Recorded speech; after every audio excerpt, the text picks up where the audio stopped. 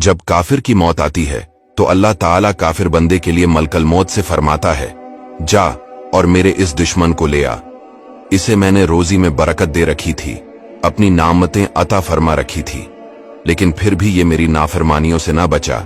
इसे ले आता कि मैं इससे इंतकाम लूं। और इस वक्त हजरत मलकल मौत अलैहिस्सलाम इसके सामने नहायत बद और डरावनी सूरत में आते हैं, ऐसी कि किसी ने इतनी भयानक सूरत ना देखी हो।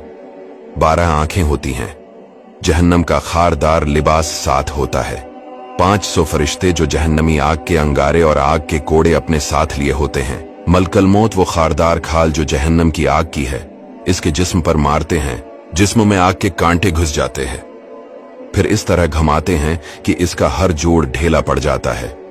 फिर इसकी रूह इसके पांव के अंगूठे से खींचते हैं और इसके घुटनों पर डाल देते हैं।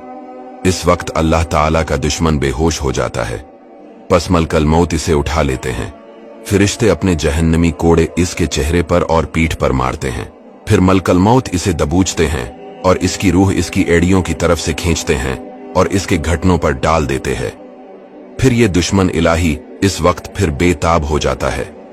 फरिश्ता मौत फिर इस बेहोशी को उठा लेता है और फिरिश्ते फिर इसके चेहरे और कमर पर कोड़े बरसाने लगते हैं। आखिर यहां तक कि रूह सीने पर चढ़ाती है, फिर हलक पर पहुंचती है। फिर फरिश्ते इस जहन्नमी ताबने और जहन्नमी अंगारों को इसकी ठोड़ी के नीचे रख देते हैं और मलकल मौत अलैहिस्सलाम फरमाते हैं, ए लईन और मलून, चल झलसते पानी में और काले सियाह धुएं के गुबार में।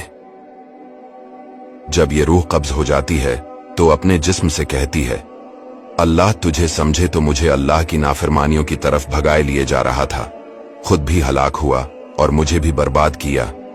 जिस्म भी रूह से यही कहती है।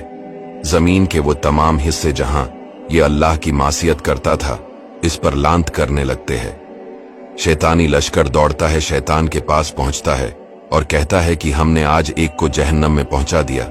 इसकी कब्र इस कदर तंग हो जाती है कि इसकी दाएं पसलियां बाएं में और बाएं दाएं में घुस जाती है।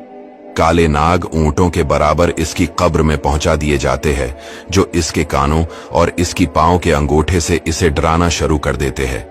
फिर फिरिश्ते भेजे जाते हैं, जिनकी आंखें तेज बिजली जैसी, जिनकी आवाज गरज जैसी, जिनके बाल पैरों के नीचे तक, जिनके दिल में रहमत और रहम का नामो निशान भी नहीं, जिनका नाम ही मुनकर नकीर है, जिनके हाथ में लोहे के इतने बड़े हथौड़े हैं जिसे 100 लोग भी एक साथ नहीं उठा सकते। वो इसे कहते हैं उठ बैठ, ये सीधा बैठ जाता है और तहबंद बांधने की जगह इसका कफन आ पड़ता है।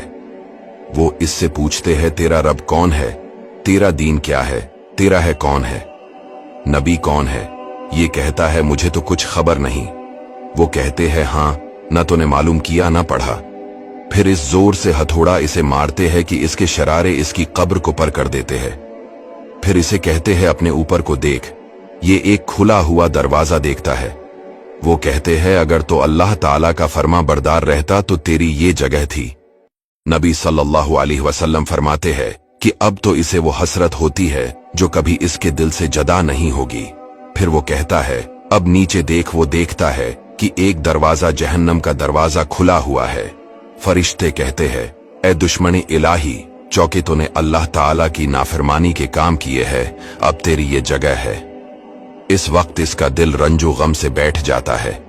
इसके लिए जहन्नम के दरवाजे खोल दिए जाते हैं, जहां से गर्म हवा और भाप इसे हमेशा ही आया करती है। हजरत उस्मान रदियल्लाहु ताला अन्हु फरमाते हैं, जब रसूलुल्लाह सल्लल्लाहु अलैहि वसल्लम किसी शख्स के दफन से फारिग होते तो वहां ठहर जाते और फरमाते, अपने भाई के लिए इस्तगफार करो और इसके लिए साबित कदमी तलब करो।